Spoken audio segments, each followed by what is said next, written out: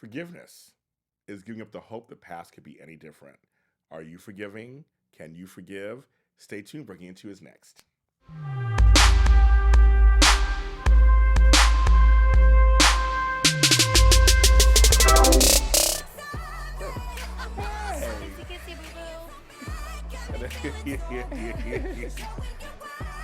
Sorry, not sorry, but sorry, but not sorry, but sorry, but not sorry.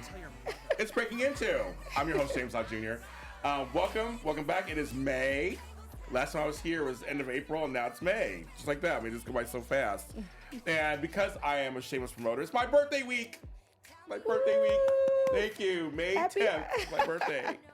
I will be 49 years old. I have no problem saying that. Wow. And I don't know what that means. 49, it seems like a weird number. I'm almost 50. I don't know what it means. I'm a grandfather of 3. Thank you. Well, we're on the Black Don't Crack. We can say it on this network. You know that. My guest is somebody who's been on here before. And actually, I've talked to her on my podcast, talked to her here. She's one of my favorite people to talk to. And she's smart. She knows what's going on. She has a BS in psychology at Xavier University, Louisiana.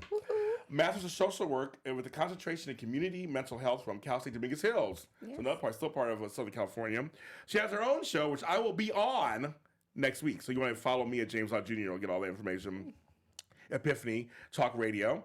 And again, she's been a former guest of ours, and we're going to talk forgiveness today and what that means, because she has some stuff to share with you, Miss Miyume McKinley. Thank you for having me back. LCSW. Make sure I say that. Yes, LCSW. That's right.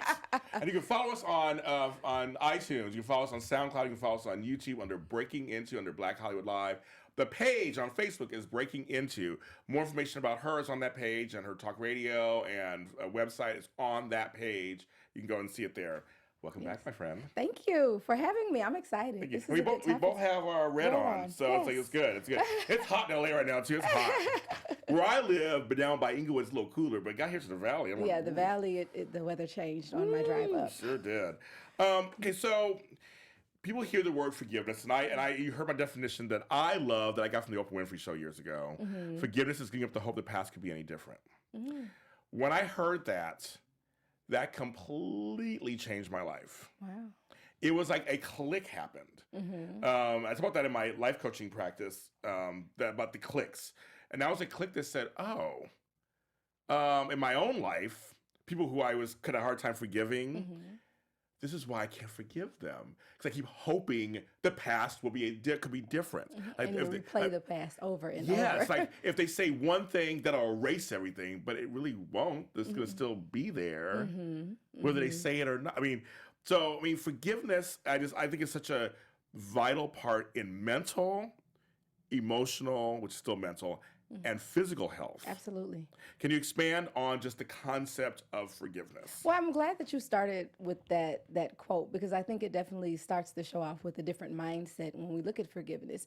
I think people have a misunderstanding of what forgiveness is. And I know we'll elaborate on that, but I think a lot of people feel that for holding on to not forgiving someone somehow gives them power. It's kind of this false inclination that as long as you don't forgive, then they can't hurt you again.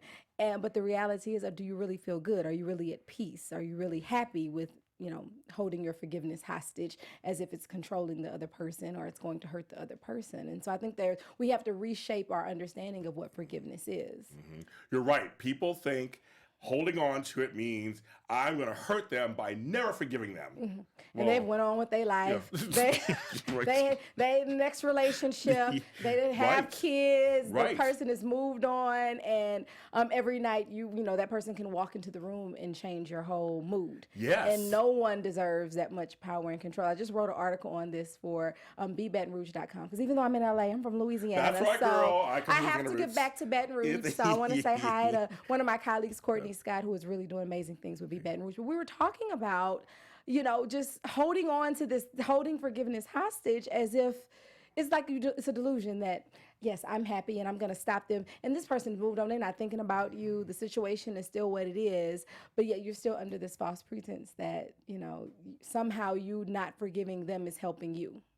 I like the word you used. It was like holding forgiveness hostage. Mm-hmm. That's exactly what it is, because you're holding on to it, going, okay, I'm going to hold on to this. I'm never going to forgive you, and you're going to feel it. You're going to feel that I'm not. I mean, at home, I'm sure you guys have thought that some of you have probably done this too. I'm going to make sure that he knows how much I hate him. Yes. And it could be father, boyfriend, anybody, family member, friend, and all of your energy goes into how can I make them feel uncomfortable whenever I'm around them. You know, I'm going to give them the evil eye. I'm going to turn my head. I'm not going to speak. I'm not going to, acknowledge them, when really what ends up happening is you allow whatever that person did to cause you to step outside of your integrity, right? You end up not being the person. Most of us at our core, we feel we have good values and characteristics, but when you allow someone else to cause you to step outside of your integrity, who really has the control? And I think that's the important thing to remember. Does this person walk into the room, or the thought of them cause you to change who you are and change how you act towards people? Is that truly how you want to be perceived? I know that's a hard people. Okay, see, people, and you work in this field because it's hard to get people to understand that forgiveness is for yourself, not for them.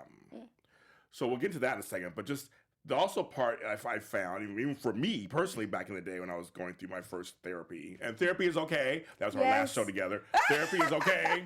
You can do therapy. You can use it. You can use it with going to your pastor. You can use it with prayer. You can use it. I mean, but therapy is an additional tool. Yes, additional tool. Which I say, because we said that last time too. But I also found it was hard to accept that letting go is actually better for you. Well, it doesn't run my life every day. I mean, I was living my life, whatever. But still, when I would see that person, my heart would race faster. My temperature would go up. My temper would go up. Like your body language changes. Right. Your mood changes. But it means it's still in you. It's still it may not happen every day, but it's bad to have it in there. Period. Right. Right, and so one, forgiveness is hard. So I definitely want to acknowledge the fact that this isn't something, it's easier said than done. Yes. You said an interesting point in terms of letting it go, right? So forgiveness is allowing yourself to be free. So for me, forgiveness equals freedom. It allows me to be free, where what you did, what you said, whatever harm was done to me, whatever was said to me, no longer runs my life. It no longer sits in the driver's seat of my decisions when you come around, or in relationships to come, whether it be friends or romantic relationships, things of that nature. And so being able to forgive, and I think people get it misconstrued when we say let go. They're like, I'm not letting this go. Do you know what this person, you have no idea what this person did to me. Right. Right? Right, yes, yes. So what I would say is allow yourself the chance to be emotionally free and allow your emotional wounds to have a chance to heal. But that can only start by you forgiving the person. And sometimes that person is yourself. Yes, there's that too. Oh, my goodness. We're going to jump the head of the gun here. No, I like that. No, but that's what I mean. Well, here's the thing, is we're talking about how hard forgiveness is. I think this is a twin strand to that. It's hard to hold a mirror to yourself. You would think it'd be the easiest thing, because it's just me and me. Oh, but we're our worst critics. But isn't that funny? It's just us. No one else is in the room. It's just me. And you can't. And it's hard to be honest and forgive yourself. I shouldn't have done that. Why did I go back? Why you tell yourself all these things about yourself, about what you shouldn't have not did. Right. And you hate yourself for it. You feel bad for yourself. You go back and replay the 101 different scenarios, if you would. But that goes back to forgiving others too, right? You're ruminating on what it is that they did, what it is, how could they? I can't believe, I didn't deserve. And all of those things may be true, and it still happened. Right. And that was hard for me to accept too. It's like, okay, well, and so because I've been kind of talking about this recently on several of my shows, and I have no problem bringing this up. I like to say that I'm a thriver of a violent rape. I was beaten up and at knife point and raped. So, well, forgiveness. I have forgiven him. It took me a lot of therapy and a lot of stuff, but I found that it was hard for me to first get over, why couldn't I get out of there? Why couldn't I see it? And all the male stuff that's thrown on there. And the reason I bring it up because nowadays men are starting to talk. So I'm glad there's not molestation, rape. And starting to talk about it. Tom Bridges and I talked about it a little bit, but it happened to him. Like, we're talking about it now. And I want to bring it up because it was one of the major things for me to forgive. Because it's like a violent act. One of the things that became easier was that I accepted it happened. and I found a place for it in my life. The first thing was I made it part of my identity, so it was too much. So I could never forgive him because that's why. Well, I was raped. I can't be in a relationship with you because I was raped. I can't just I kept using it almost in a way like it was an armor for me. And I can't forgive him. He raped me. Like that's the worst thing you could do to somebody. You can't forgive him. And I kept using that. Once I realized I couldn't change it, but going to that statement, I can't change it. It happened. I found a place for it in my past. And that's when I was able to start to forgive him and myself. Yes, and so I'm sorry that I know you brought that up the last time we talked. Yeah. Thank you for being so transparent because there are a lot of individuals out there who feel some of the same things that you feel and don't have aren't at a place yet where they can share it. So you even being transparent lets them know that they're not alone and there is life after these horrible things happen, right? Yes. Horrible things happen to good people and there's life after that.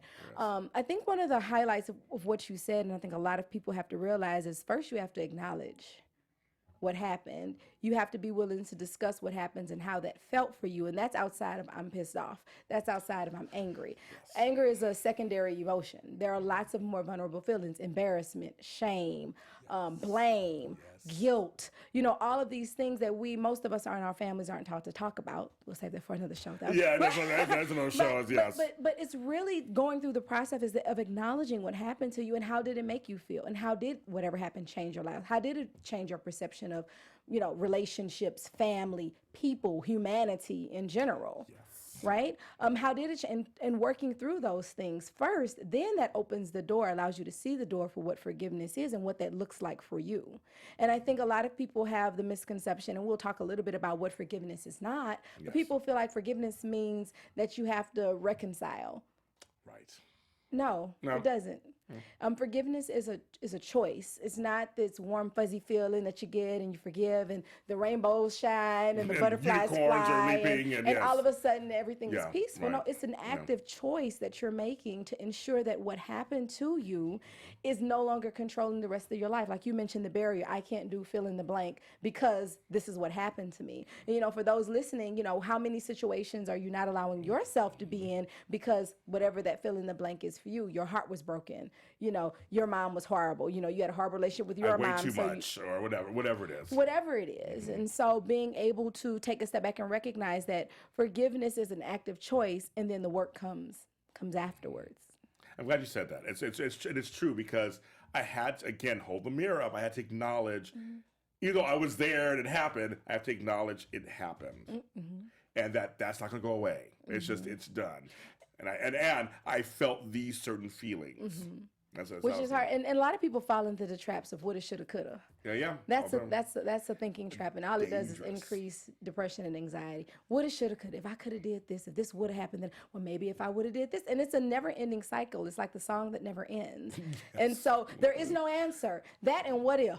Well, what if I would have did? What if I would have took him back? Well, what if I would have moved on this side of the street instead of that side of the street? And what if? And there's no answer to what if. There's no final answer that you're like, okay, and you move on. Usually, it's this vicious cycle that keeps you in this state of distress.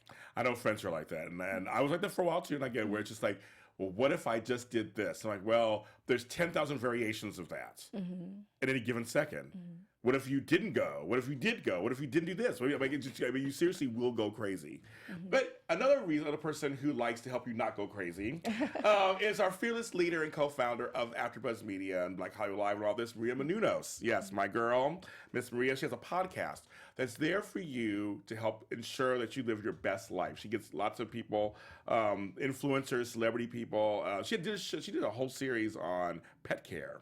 Different kinds of pet care and shelters. I learned a lot of stuff while listening to her. It's called Conversations with Maria Menounos, and it's on every Friday at iTunes. And it's just wonderful. She does health and wellness, relationships, finances, all kinds of stuff. And it's a really good show. She's so engaging. She's a great interviewer. So go to iTunes, go to and subscribe. Conversations with Maria Menounos. It's free, of course. Rate and comment. Actually, on a lot of our podcasts, when you rate and comment, it actually brings us a little higher up and more visible.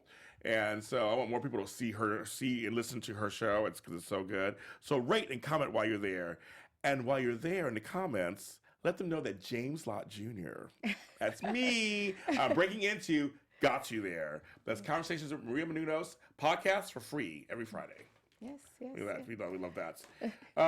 And she's great. I love it. Love you, Maria, but she supports the show. Anything that supports wellness, our overall well-being. Yes. Right? Well, it's Mental Health Awareness Month, isn't it? Yes, it is. Yes, it is. And I actually just talked to, on my other life, my podcast, which she's been on, to Dr. Nikisha Hammond. Oh. And she's down in Florida, and we talked about mental health. So this is a whole mental health day for me today, and I love this. Well, I love it because when it becomes my birthday time, I get reflective and introspective. I take inventory of like what's going on from the last year. I do that naturally. I know a lot of people do that sometimes. I do that to myself. Like, how was my last year? What did I do? Did I reach some goals? Am I doing okay mentally? Yes. So I kind of think that it's May. It's every May. Wonderful. Falls right in line with mental health awareness. Yes, yes. And forgiveness falls into that especially. Yes. Can we talk about what forgiveness is not? Yes, we can. Yes. So forgiveness, as we stated before, is not automatic trust. It doesn't mean that you have to automatically trust the person and, allow them back into your life and pick up where you all left off. Trust is something that's earned over time. Forgiveness is the choice to no longer allow that situation to control you, and then whomever family, friend, parent, trust is built over time. And so that's one of the things. Beautiful nails. I saw her nails. They're really pretty. I like they're really. So when she's talking, I'm like, oh my god, nice nails. I do talk with my hands. Yeah, but so do I. It's like my rings on everything. But I was like, really nice nails. And so forgiveness is also. We talked a little bit about. It's not something to be used as a weapon. Right. It's not something to beat the person over the head with. I forgive you. I forgave you, so you have to do this. No, that you're becoming punitive and it becomes punishing, and that's not healthy at all. No. So it's not a weapon, and I can understand why people choose to do that. It's our own internal way of trying to defense mechanism to try to protect ourselves. And control, I'm sure. And control, right? Because we think that if we can control this person, then we won't get hurt again. That's not true. It's kind of like those, I've worked with individuals and have, friends that, when they talk about relationships, I'll never put anything past her. I won't put anything past him. And they think having that wall up, and then they do something and it hurts. It hurts just the same. The only thing is you watered down the whole experience the entire time by saying that. But all of that to say that holding it hostage is a defense mechanism. And I can respect everybody wanting to protect themselves. Nobody wants to be hurt. But recognize that won't, if this is the person that you want in your life, in some way, shape, or form, it's not healthy. I found for me, and another thing that I'm very open about is my father issues, which I don't have anymore because I did work through them, but I had to forgive him also. And I remember you said something earlier that's very true. So I forgave him. I forgave myself. I had the opportunity to let him know I forgave him. It was one of those rare opportunities that came about. We don't relationship or anything, but something came about, and I was able to face him and tell him this, and he didn't accept it. And so I found, though, I still felt good. I still said, I still forgive you. Doesn't matter if you accept it or not. And that's when I clicked. I get my clicks. It clicked again for me. That's the key too. You said earlier, I'm doing it for myself. Yeah, and a lot of times, if you have the opportunity, which you have the opportunity to share with that person how you feel, and then some people do, some people don't, right. And that's a whole different type of closure, right? When you share with this person how you feel, it's for you.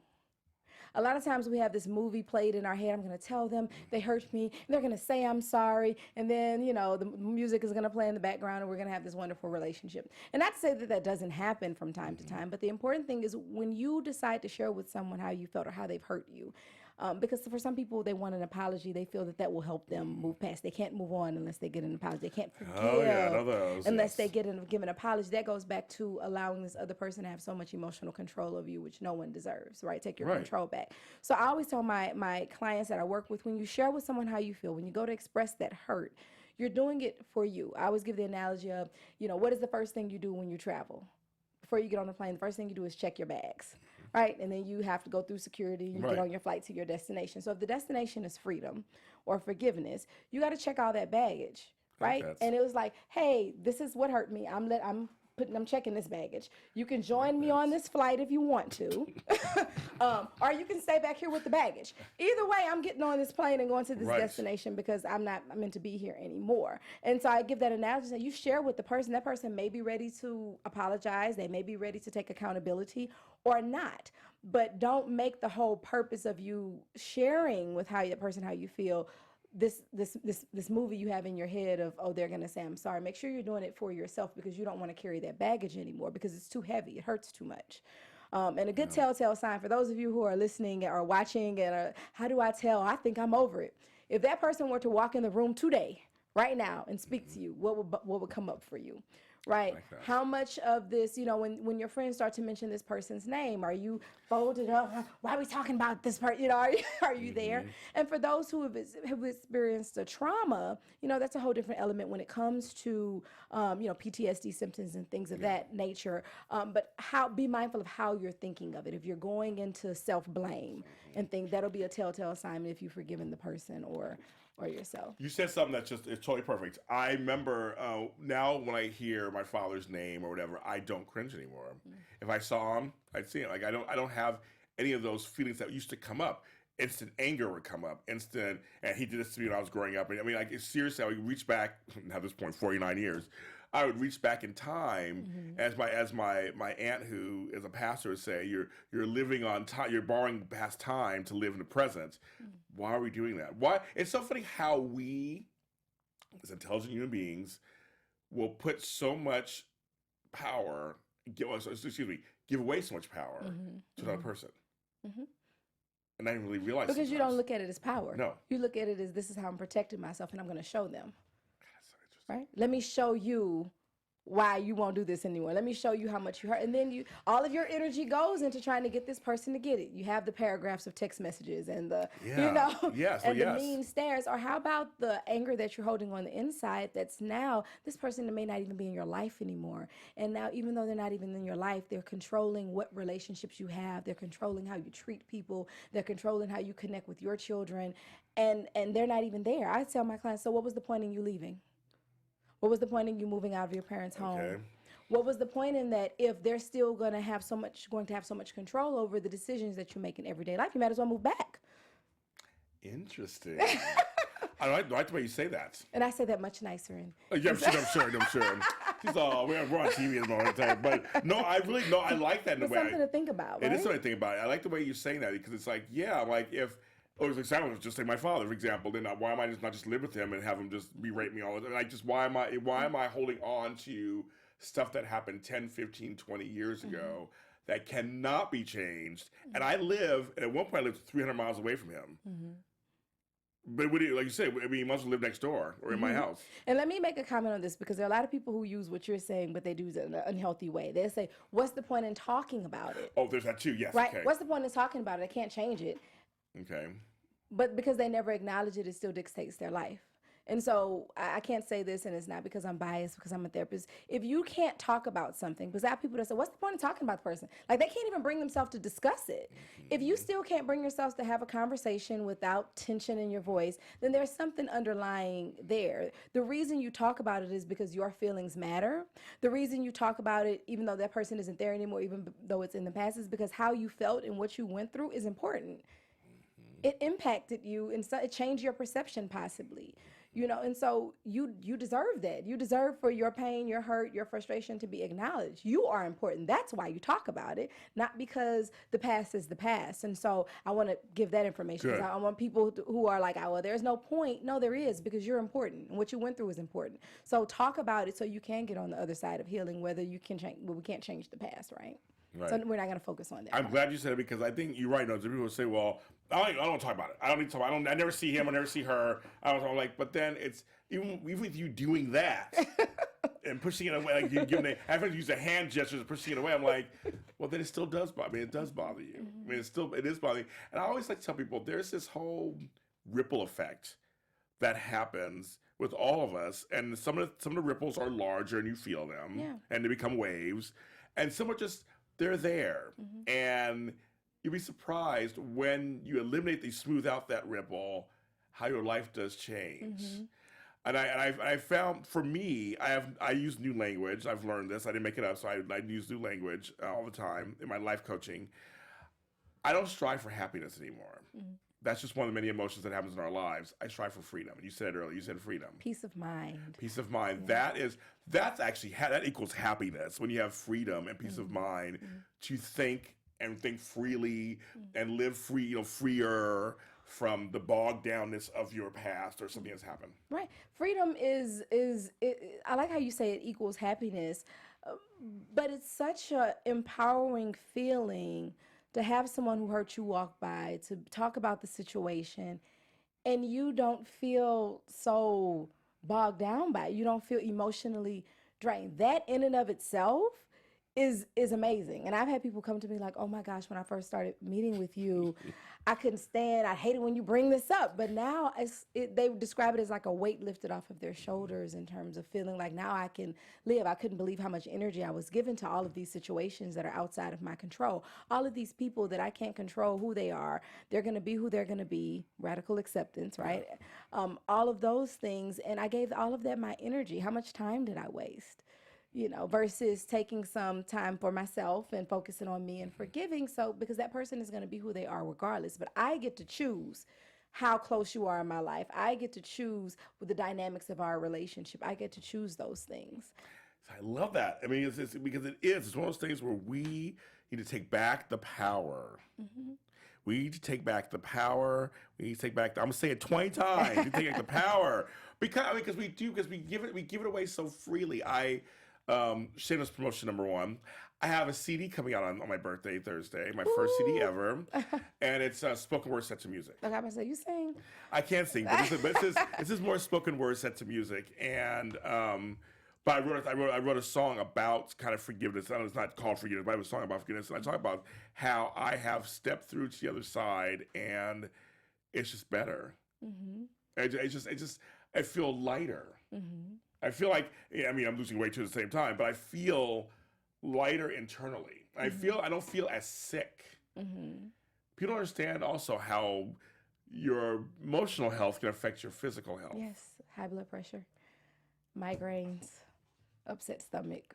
Those can all be directly correlated to. Think about how when you feel stressed and you're ruminating over a job, or you're ruminating over something a sibling has done that's driving you, your stomach usually feels queasy, or your heart starts beating fast, right? And so imagine that ongoing for days and days and days, weeks and weeks and weeks. I mean, your body will make you sit down if you don't take care of yourself. It has its way of.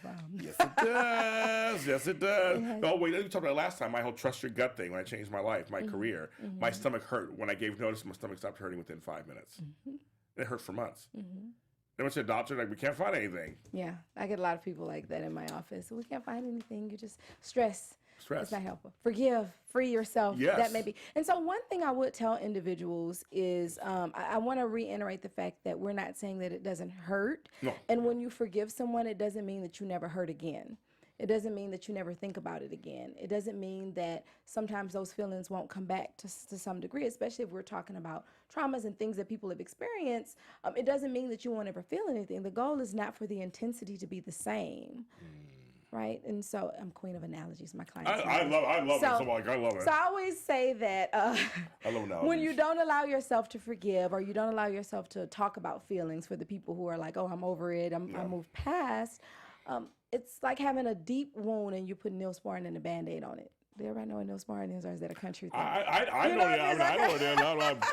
My family's from Louisiana, so maybe I don't know, but I know what Neosporin is. It's like putting some ointment and a Band-Aid on it, right? Where to something that needs antibiotics. So it may feel okay for a while, you don't hurt for a while, but eventually the Band-Aid falls off, it gets infected, and it hurts again. But each time you do that, the intensity is the same. Whereas when you take the time to work through your feelings, you're talking about your feelings, you're going to therapy, or seeking other help in other manners that are healthy, then that's like taking the antibiotics. And antibiotics, 7 to however many days. You're right, usually. right. You can't drink. You can't do this. Oh, no. It may upset your stomach. It's not the most pleasant time, especially for those who don't like taking pills. Yeah. But on the end, you may still have the scar, but it doesn't hurt as much. So every once in a while, you may look and be like, I remember when I fell. Man, that was a tough one, but the intensity isn't there. And so that's the same thing with forgiveness. We're not saying that you won't hurt, you won't think about this person from time to time and it tug at your heart, but it doesn't have that intensity to where, your day is ruined, to where you're yelling at your kids, to where your spouse didn't even do anything, walks in the house, you've had a flashback to now you're throwing the phone across the room. All of that. Right. It's all true too. It's all true. Yeah. And you mentioned with kids because it's hard when you. I was a parent, so I know. I am. They're grown. I'm a grandparent now, but It's hard when you are co-raising children, whether you're married together, domestic, whatever, living together, and you each have your own emotions going on, and you're dealing with the kid or kids. And so, I mean, how do you even get parents to like look at themselves in your practice? I mean, like, I feel like single people, I get that part, but like parents and guardians, it must be hard. It is hard. And so my thought with that is one, parents have to be aware of themselves. Like take time for yourself. Self-care is really important because having kids, having multiple kids, it's challenging. Ooh, yes. It's challenging. But I think one thing parents have to recognize is take the time to think about and to talk about how different things looked in each household. Right? So how did forgiveness look in your household? Because your household, nobody might have ever talked about it. Everybody goes to their room, come back out, and things are fine. In my household, my mom maybe didn't let us leave the room until we said, I'm sorry. So me and you have two totally different versions of what forgiveness and apology is. Maybe my family held grudges. To where, each birthday party, every family again, we're talking about each other. Remember when you did this in 1960? Before you know it, we're back to when we 5 and you threw the rocket at me and you broke my Barbie, right? Yes. And it becomes this scoreboard, which is not helpful, this scoreboard of things you've done to hurt me. So I think it's important for parents to talk about kind of what different things look like in their home growing up. So you all, we can't change our past, our family, our parents did the best that they could, what they knew how. But going forward, we get to choose what things we want to implement in our house and what things we want to change. So as far as getting on the same page, I would say be aware. I like that because, it's true. Like, I came from one side family was loud, the other side was quiet. Mm-hmm. So that would affect you if you get into a relationship with somebody whose family was always loud, but your family was always quiet. So then how does that look What's like? wrong with y'all? Y'all loud all the time. Right. Y'all always yelling. We're not yelling, Right, exactly. As opposed to this is how we communicate. Right. It becomes more of a judgment. Oh, yeah. Then we judge what's right and wrong, what's good and bad, versus this is how you were raised, and obviously something about it worked because I'm with you, and this is how I was raised, and something about it worked. So what are we going to facilitate in our household? And what am I going to have compassion for because you're not trying to be rude or trying to be aggressive or whatever it may be, if you're speaking loudly, that I accept you for who you are. My family were very blunt with each other. We're just very direct. I mean, my mother's side's from New York. That's what they do. Very direct and blunt. I mean, that's how we talk. My grandmother, she rested in peace. She passed away 6 months ago, and it was just her birthday today. She would be the person who would say, wow, you gained so much weight, but then make my favorite foods. And I had to eat them when I was visiting her.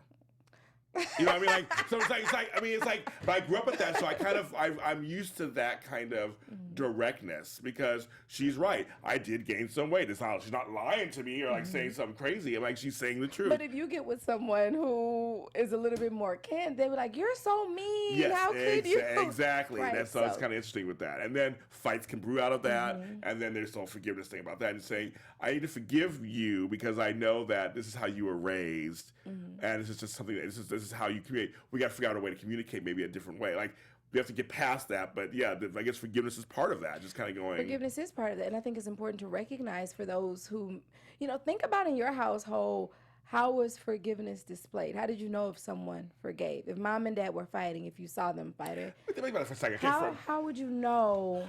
I know for us, it was always told, go say you're sorry. But then there was a lot of kids running around. So there was times, I mean, this is the 70s, and we were the latchkey kid generation. But we did have we spent a lot of time at my grandmother's house, who was from Louisiana, from the Cane River area. And my father's from Shreveport, and they're all that. So they have, that's where my mom is from. So very, very southern, but not just southern, but very specific Louisiana upbringing I had, partially part of the year. And so there were times where it was like, just get the switch and we're done. And there were those times back. This was back in the day. Just you both are fighting, you both get hit, you both get it. Then say you're sorry. Like I grew up with all those kind of things. That when you see, I was like, then that's how it informed later how I saw what does that mean to forgive somebody? What does that look like? When do you forgive somebody? Like when is it the right time? Especially, I think, and if we talk a little bit about why it's so hard for people to forgive. Let's talk about that. Why is it so hard for people to forgive?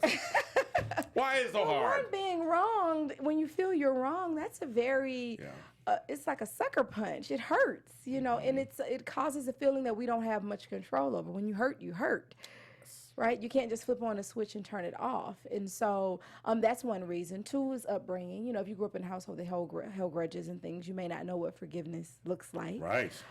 Three, a lot of people feel like their power was taken away or like there's nothing they can do about it. So some go into revenge mode, and that's where all of their energy goes. So less about forgiveness. But the bottom line is nobody on this earth wants to feel like they were taken advantage of. No one wants to feel like they were let down or worthless. No one wants to feel like their feelings didn't matter. No one wants to feel unimportant or undervalued. And usually those are some of the feelings that come about when people get hurt. Yeah. The second part of it is the how could you?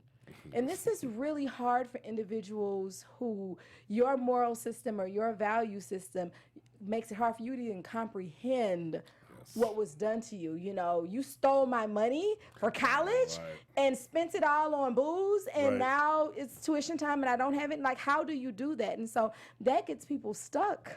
A lot of people get stuck in the how could you, because your moral system, you can't understand it. So my other story of the scorpion and the frog. Have you ever heard this story? Yes, I love that story. I love that story.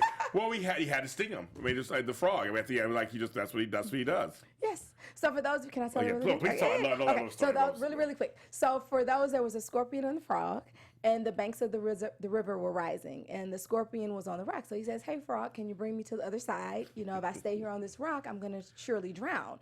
And the frog says, "Why would I bring you to the other side? You're gonna sting me. I'm gonna die." And so they go back and forth, and he's like, "Why would I sting you? You're saving my life." You know, all of this. So the frog goes ahead and lets the scorpion. So why are you laughing? I love this story. I love it. Lets the scorpion on his back, and halfway across, the frog feels a sting in his side. And as he looks back and sees the scorpion pulling out his, I don't know what you call it. Yeah, well, thorn. Yeah, spores or whatever they are. And then the frog says, "You fool, now we both will surely die. Why did you do that?" And the scorpion does a little dance on his back and says, "That's just what I do." Mm-hmm. And so for those of you who are very kind-hearted, who find it really, really hard to fathom some of the hurtful things, the unfortunate thing is hurt people hurt people. Yeah. And there are unfortunately some really hurt people out there who are hurting people, not really thinking about the impact it has on their lives. And so there's a part of you that has to accept that some people don't have the same moral and value system as you, and that's just what they do. And it has nothing to do with you not being nice enough, you not being good enough, you not seeing warning signs. It's just that is what they do, and accepting that.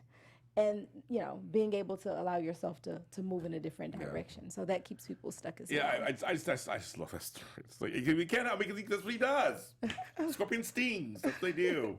It just makes me laugh every time I hear that story. I think it's so, but it's so true. Metaphorically, it's just so true also. It's like, it sucks. Poor frog. All right. Poor frog. Yeah, my mom told me that story, my first heartbreak.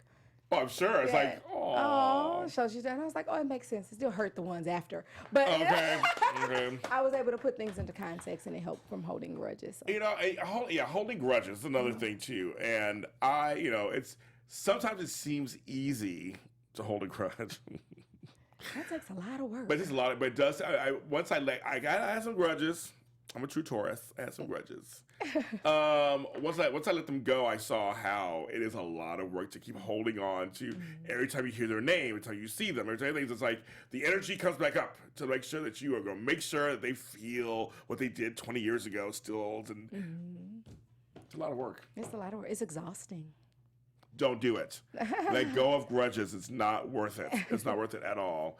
Now, what I want to ask you for you, as this almost kind of like behind the lens a little bit, how's it for you to forgive? What kind of person were you before, and then now you're in the business, but how were you before? You know what? It's so interesting because I've had people ask me why don't certain things bother me, and it could be, growing up hearing that story and just putting it into context, and being a therapist, we learned a lot about radical acceptance, which is you don't have to like the person, you don't have to support what it is they could do. You can actually dislike the person, hate the person, dislike everything that they're about, but you don't allow them to have emotional control over you.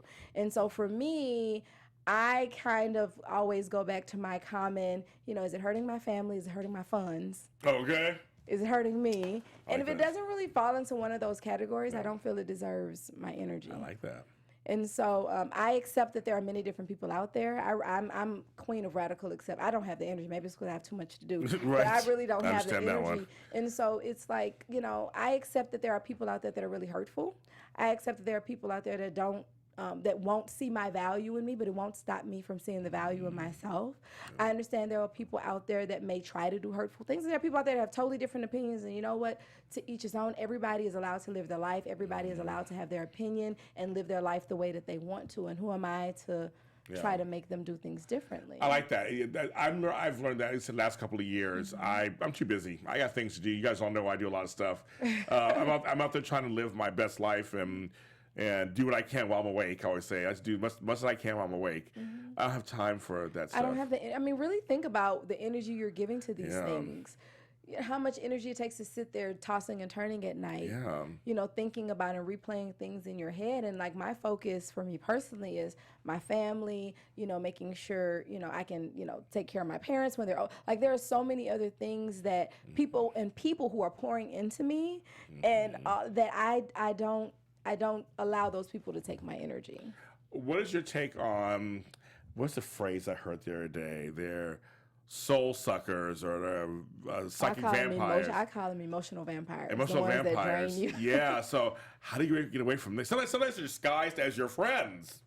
Good friends. You had them for 30 years. I've been friends with you, and because in seriousness, there's some things that we allow because of length of time. Well, they've been around. I've known them since I was 5 years old, or we grew up together, or we lived been neighbors for 20 years. Like you, so reason, season, lifetime. Have you ever heard that poem No, before? please, no. I might have to look for it. Yeah. It's a reason, season, and lifetime. Some people come into your life for a reason, which is basically they've met a need. So an example of that would be, I don't know, maybe you were the new kid on the block. You didn't know anybody. The next door neighbor came. You had a friend during that time, and then they moved away. Okay. They were in your life for a reason. A season is usually when you've had the opportunity to grow. It's a little bit longer, right? You learn things about yourself. You learn things about other people. You learn things you like and don't like. And sometimes this person does something to force you to end the relationship, force you to take a stand, or sometimes they just disappear. But whatever their reason, that season of time has taught you, rather, it's been met. And then there are lifetime people who are lifetime. So just because I've known you since we skipped rope, unhealthy is unhealthy. And really recognizing that your emotional health is important. It impacts your job, how you feel, how you interact with people. And so to answer your question, as far as sometimes them being disguised as friends or the people you allow into your life, I call it healthy boundaries. My clients laugh at me because I was like, some people are just Starbucks friends. That's what I call them. We meet for coffee, and I may be okay checking how your kids doing, and that's it. Like I don't need to tell you my dreams and my goals. I don't need to, and that's just what it is. So really being aware of how close you allow people to be to you. I call it healthy boundaries. So I always give you're getting a lot of it. I'm charging for this. She's going to have to, because you give me all kind of stuff. Really I love it. Think the dartboard that everybody throws darts at? Okay, so you're in the middle. You're the red circle in the middle. And the only entity that can be in there with you is God, because, that's the spiritual entity. And then each ring represents how close you feel to people. So people you feel close to are going to be in the closer rings. And then there are people that are in the further out rings, maybe for whatever reason you don't talk to them, they live in a different state, they've done some things. And then some people aren't even on the board because you've forgiven them, but they don't need to be there. Yes. Right? Yes. And so throughout life, what happens naturally is there are people in the outer rings that maybe you both had a kid together, and now you all get closer and they move in. And then there are people in the inner rings that maybe have done something that you see how they truly are, and you move them to the outer, and that is the natural progression of relationships typically. That's hard, see, because I have lost some significant relationships in the last 10 years, a couple, 2 or 3, that were long term. But I think we have people in common still, but we don't see each other. We haven't seen each other since. It was hard. I had to forgive those 2 people for them pulling away and going, okay, I guess the part of that friendship is over. I can still, again, like you said earlier, I can love them from afar and wish them well and keep it moving. And once again, forgiveness didn't mean you needed to rekindle the friendship. It doesn't mean that you have to rekindle anything. It doesn't mean reconciliation.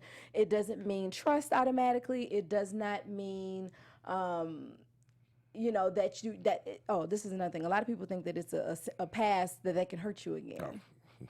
Well, if I forgive you, that means you're going to do it again. So I need to keep reminding you of what you did. And I don't know any situation where that's worked out in a healthy manner. Usually it pushes the other person away if it's a relationship that, if it's not a harm, that if it's healthy for the people, or it's okay for the people to get back together. But I know, and it's funny about forgiveness. I had a friendship, and the converse of that, 12 years didn't talk. We're better friends now than we were before.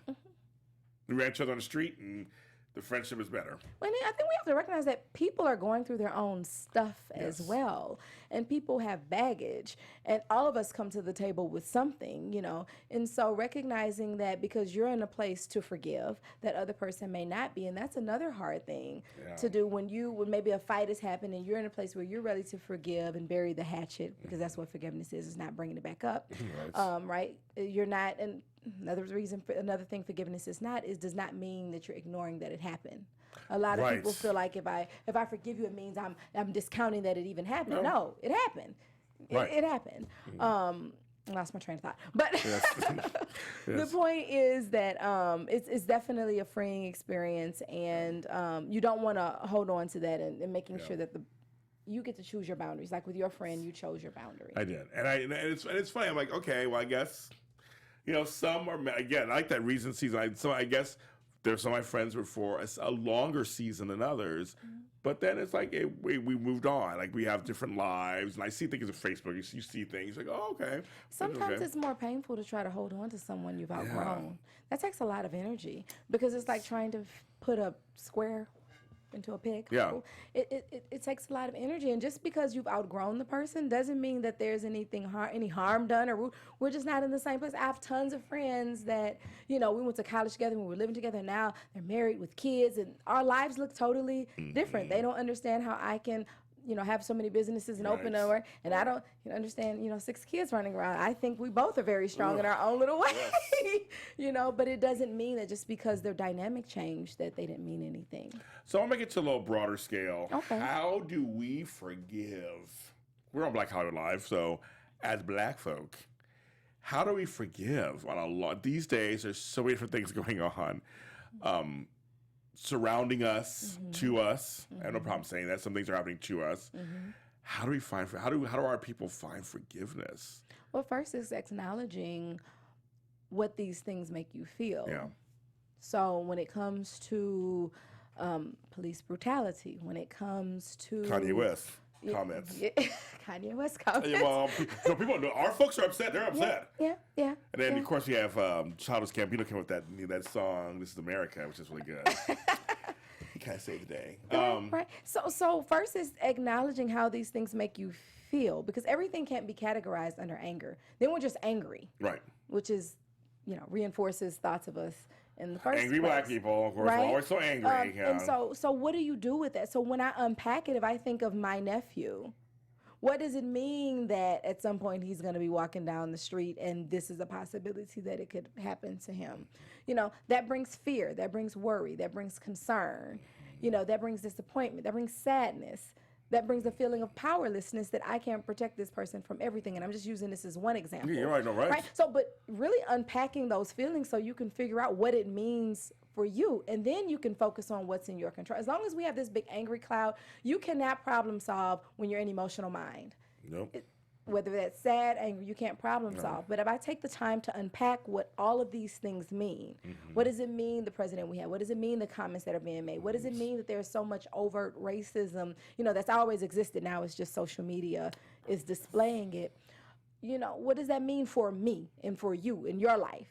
Maybe some of you have had past experiences. What does it bring up for you? So really taking the time to think about, journal about, I know that sounds, talk about with your friends, what that means, and then focus on what's in your control. Because as long as I'm focusing on what this person is doing in the White House or this group over here and what this person is saying on social media, I'm going to feel helpless. I'm going to feel powerless. I'm going to feel like this is this huge, overwhelming, how do I change racism in the world? That's overwhelming. But really focusing on what's in your control. What can you do now? You can talk to your children. You can educate them. You can purchase books for your home. Yeah. You can join book clubs. You can join a political party or activist group. You can join a nonprofit organization and support them. You can volunteer. You can talk to kids. You can talk to adults. So focusing on what's in your control and your own gift. It may be music. It may be a talk show. Yeah. It may be life coaching. And how can you utilize what's given to you in order to promote change in the area that's causing you to be so angry? Yeah. I want to say hi to all the people who are watching. Jasmine Fleming says, hey. Hi, Jasmine. Hi. I like that. J-A-Z, Min. I like that. It's complete. I just don't on a larger scale many of us, and I will include us, we are angry. Yeah. And that includes Latinos. There are several groups People of color are angry, and forgiveness is not a word that's easy for them to come by right now because they feel hopeless, despair. Like I said, things happening in the past they're holding on to. People and things are consistently happening. Yeah. Right? How do you forgive when something consistently happens over and over and over and over and over? And even if you think you forgave, then it's like something else happens the next week on the news and you're just like, oh, great. Or it happens to you personally. That's a hard question. And I think it goes back to focusing on what's in your control. And what I use as a grounding factor, and I encourage people to use, is don't allow people to take you outside of your integrity. I like that. How do you operate with your integrity? Or do you like, T.D. Jakes once said, don't let what happens around you get in you. Ooh, okay. Okay? And so it's happening around you. You don't have control of it. But once you let it get in you, now it's on a totally different level of controlling your life. Yes. And so acknowledging that these things hurt, and I'm angry, and I'm sad, and I'm disappointed, and it's a reminder of how we have not progressed, right? And that hurts, and it makes me feel powerless. And how do I face this and maintain my integrity so I'm not now reinforcing stereotypes, where I'm not now acting in the same manners of the people that have hurt me? Right. Oh, there's that too. Yes. I'm part of a group or an organizer where it's 95% women in our industry and 5% men. And there was some stuff brought up on a thread on Facebook about some of the men were saying if you could watch your pronouns when you talk to the group, unless it's gender specific. I just love to say, hey, ladies. And there's guys in here. Why can't you say, hey, everyone, or hey, people? And a lot of the women were like, oh, yeah, we get it. It wasn't intentional, of course. We forget there's men here. A lot of us do comment on it. It was great. But then you found those who would just lash out because they've been lashed out. So I love what you just brought up about not offering forgiveness because they feel like they haven't gotten forgiveness or they haven't gotten something. So now you know what I feel like. And it's like, well, misery doesn't love company. I mean, it's not two wrongs with the right. Well, that is your point really being heard. Right. Right. If the goal is for someone to hear you and you're really trying to promote change, you have to be mindful in the way in which you're acting and the way in which you do it. There's a difference when me coming to you and said, James, when you said X, Y, and Z, I really felt excluded. I really felt unimportant. I really felt whatever it may be left out. Versus me saying, oh, you're just like them. You're not going to hear anything that I'm saying. All you're seeing is an angry person that doesn't know how to control themselves. And so, but that will be something that's ongoing. So I don't want to minimize the impact of it. It hurts. Oh, that hurts. It hurts. And recognizing and keeping the conversation going so you yourself have an outlet and you're not a ticking time bomb. So the next person that walks along and maybe says something to you, now you've compromised yourself. Yeah. Right? So really just keeping the conversation going and acknowledging it and trying to focus on what's in your control and maintaining your integrity, because that's something that they can't take away. That's true. So I always say you can't take your integrity away. They can't take away your education. Whatever you've learned from a therapist or from this show or from a book. They can't take that away from you. That's yours. Exactly. And it's however you use it. Like you said, you're getting tools to use this later or in your life now, and it's up to you how you use it. Yes. So I just take control. You get to your gift. No one can take your gift. No one can take your voice. Yes. And no one can control your own. You managing your own integrity. And so you get to use those things to create change and to make your voice. Yes, I said get the power back. Get your power back. It's very important. Yes. I just think, we give it. We've all done it. We give it away so easily for the name of blank. And it takes time. Yeah. Right? It takes time. So I think starting the process of acknowledging and doing some of the things we've talked about here. Start small. Starting small, in my practice, I call it starting small. The small steps lead to large rewards. I say it all the time. Just start. It doesn't matter where, just start. When you do nothing, nothing happens. I know it sounds like the most obvious thing on earth, but it's right. But it's true. You do nothing, nothing happens. And be mindful of saying you're doing, because I've had people say, well, I don't want to spend my session talking about this person. I don't want to give them any of my energy. It's not about them. It's about you taking time for yourself to acknowledge something that's happened to you. If you don't acknowledge your own hurting, but you expect other people to. So I like that. You're changing it around, saying, no, wait, this isn't about them really. It's about you. It's about you. And how If you feel. don't acknowledge your own hurts, if you don't acknowledge your own feelings, if you don't acknowledge what happened to you, how can you expect other people to? So it's more so about how you treat yourself. I'm important. So whether I talk to a friend or in my journal, I'm going to take the time to acknowledge whatever happened, how it's impacted me, because I'm important. And I don't want it to subconsciously cloud or cause me to act in a certain way. Right. So it's for me. It's not for I'm not giving that person my time. No. I'm giving myself time, because just because that person didn't think I was important or this situation didn't make me feel important, I'm going to take my importance back, and I'm going to make sure that it's... She's reclaiming her time. Reclaiming my time. That's right. She's reclaiming her time. That's right. My favorite lines of last year. Thank you, Maxine. Reclaiming my time. I'm like, nobody... And that actually, as we start to... I mean, it's already been like 50 minutes. Oh my gosh. So I use myself fast. I can talk to you forever. But to kind of round this up, I feel like that's also very important. Time is money. Your time is precious. Your time is important.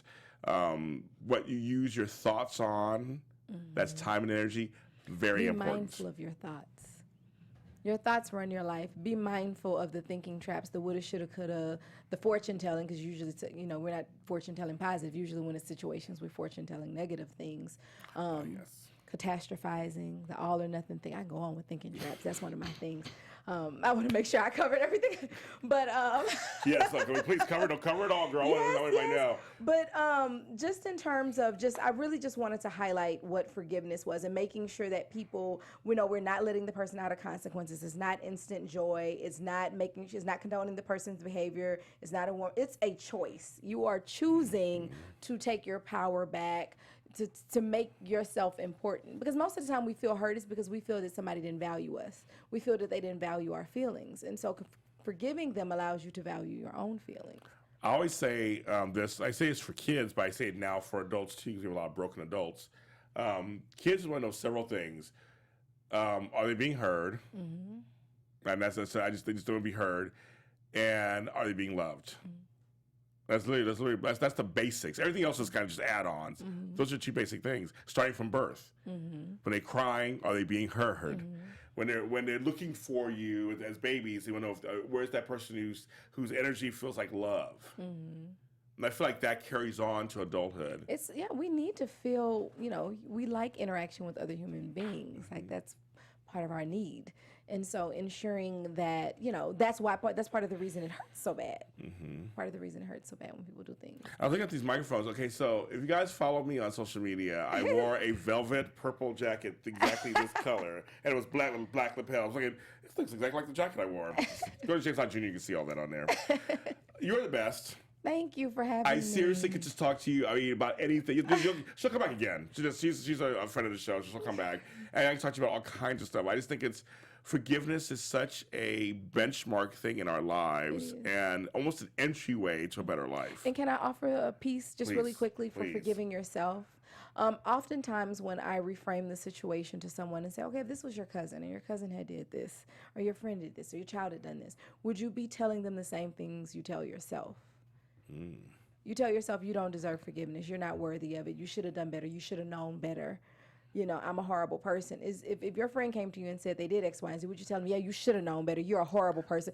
9 times out of 10, no. So then my question becomes, why is it that everybody else deserves compassion but you?